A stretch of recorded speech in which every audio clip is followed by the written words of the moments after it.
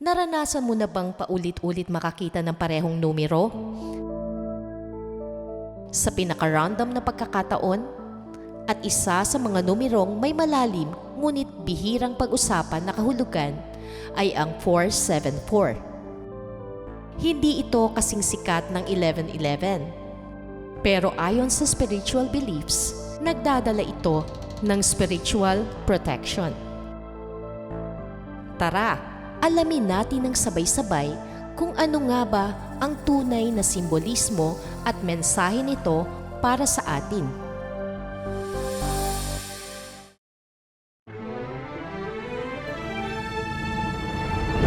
Sa ating mundo, ang lahat ng buhay ay patuloy lang sa paglalakbay.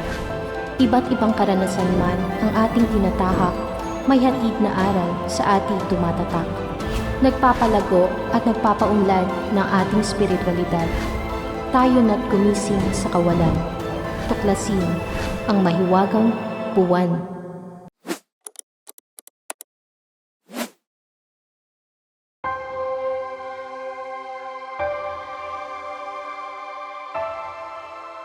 Angel number 474.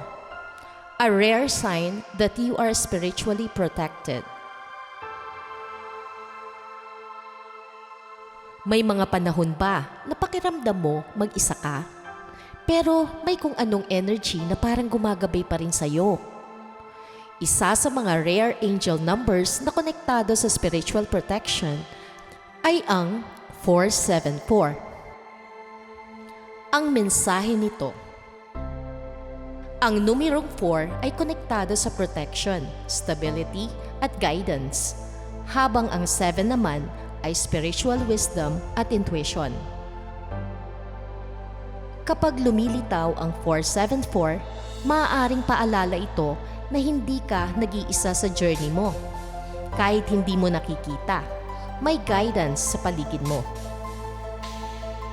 Spiritual interpretation. Madalas makita ang 474 sa panahon ng emotional confusion, spiritual awakening, malaking life decisions, o matinding loneliness. At minsan, ang mensahe nito ay simple lang.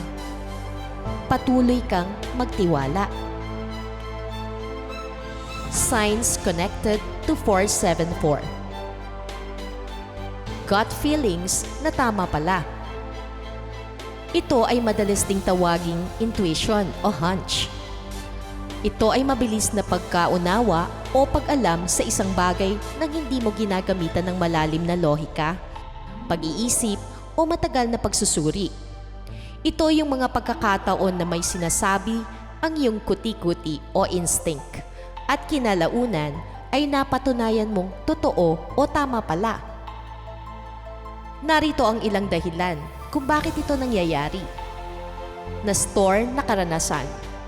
Ang iyong utak ay parang isang malaking library na nagtatago ng lahat ng iyong karanasan, nakita, narinig at naramdaman sa nakaraan. Kapag may kahawig na sitwasyon, mabilis itong nagre-recall ng pattern kahit hindi mo namamalayan. Physical reaction. Madalas itong nararamdaman sa sikmura, kaya tinatawag na gut. Mabilis na pagtibok ng dibdib o panlalamig. Ang ating bituka o gut ay konektado sa utak, kaya tinatawag itong second brain. Pagbasa ng body language.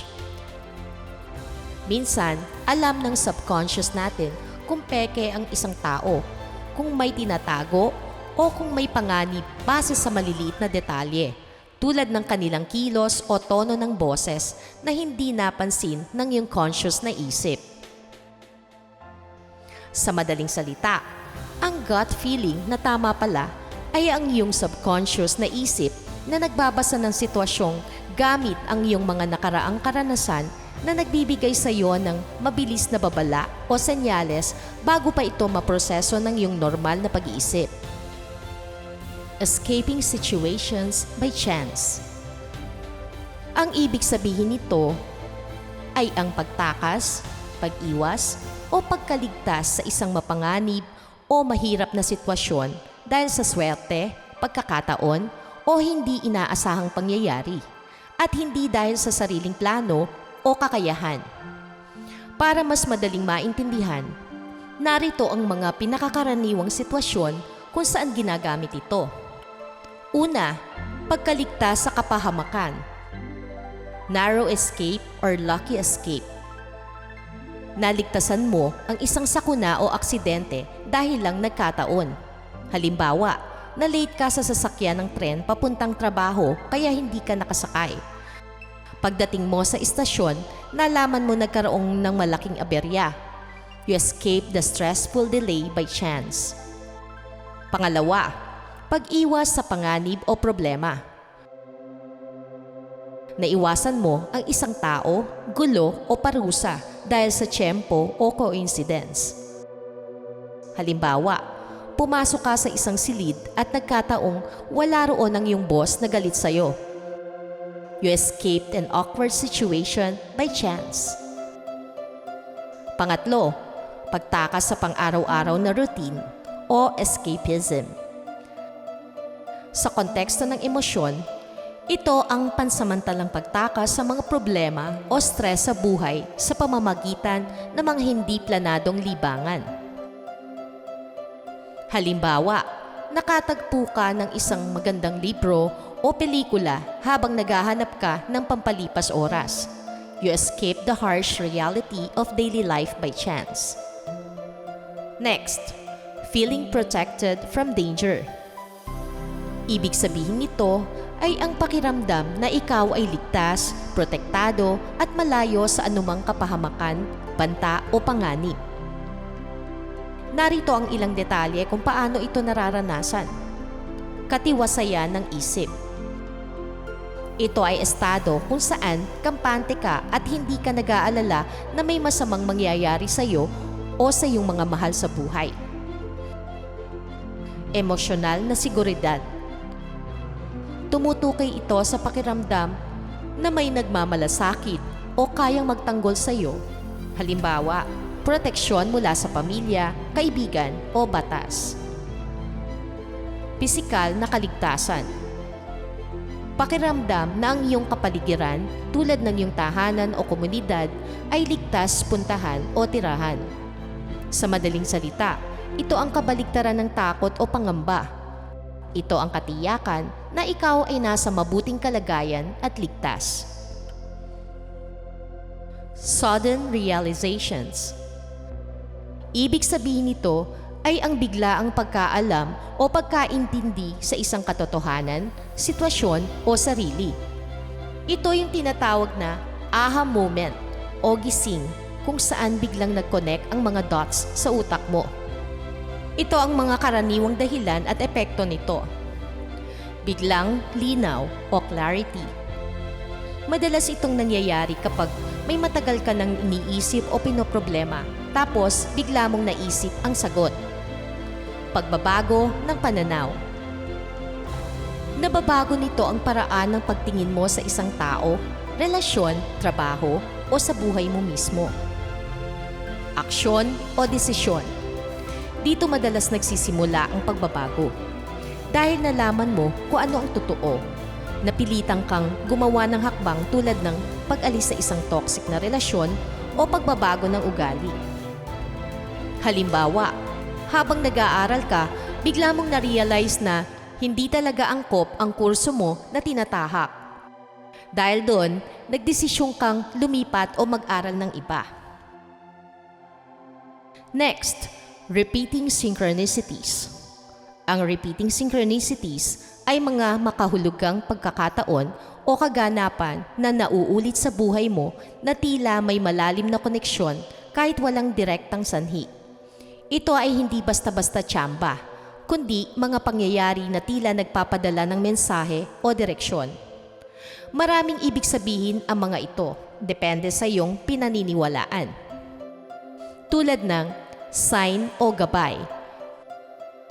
Sinasabi ng marami na ang mga ito ay senyales mula sa universe o sarili mong intuition na ikaw ay nasa tamang landas o kaya'y may dapat kang pagtuunang desisyon. Salamin ng iyong pag-iisip. Ayon sa psychologist na si Carl Jung, ito ay koneksyon ng iyong subconscious mind sa iyong conscious na realidad. Isang paraan para sabihang kang mag-focus ka o makinig ka. Pangkaraniwang halimbawa, madalas na pagtingin sa orasan sa eksaktong parehong oras. Halimbawa, 11:11, 2:22, and so on. Pag-iisip sa isang tao at bigla siyang tatawag o magpapakita. Pagkakarinig ng paulit-ulit na salita, kanta o mensahe mula sa iba't ibang tao.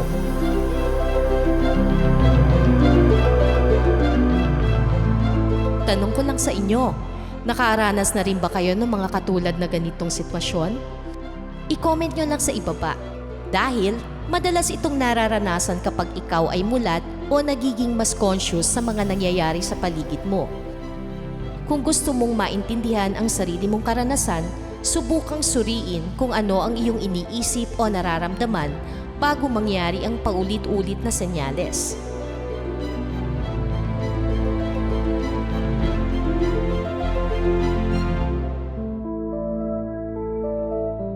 Ngayon, nasa huling bahagi na po tayo. Kung nakikita mo ang 474, baka gusto lang ipaalala ng universe na may mga laban kang hindi mo alam. Pero, nailigtas ka na pala. At kahit tahimik ang mundo minsan, hindi ibig sabihin nun ay pinababayaan ka na. Kayo, anong angel number ang paulit-ulit nyong nakikita? I-comment nyo lang sa ibaba at baka yun na ang susunod nating misteryosong pag-usapan. Follow Mahiwagang Buwan for more spiritual mysteries, symbols, and hidden messages of the universe. So, yun na lamang po muna. Peace, love, and light. Thanks for watching.